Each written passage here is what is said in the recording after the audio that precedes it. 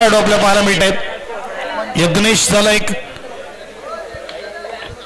23 झालेले आहेत आणि आता मात्र 42 धावेची गरज आहे 4 ओव्हर मध्ये.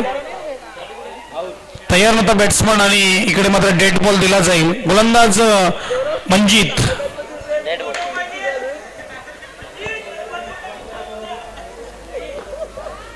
मंजित तैयार आणि मयुरेश तैयार.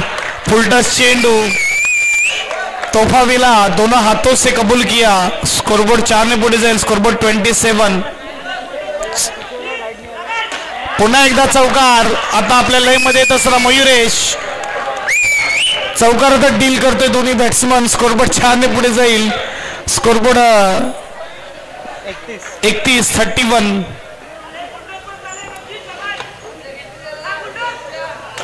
आणि हा फटका इकडे चौकार. Miss fielding 35. इकडे मात्र 31.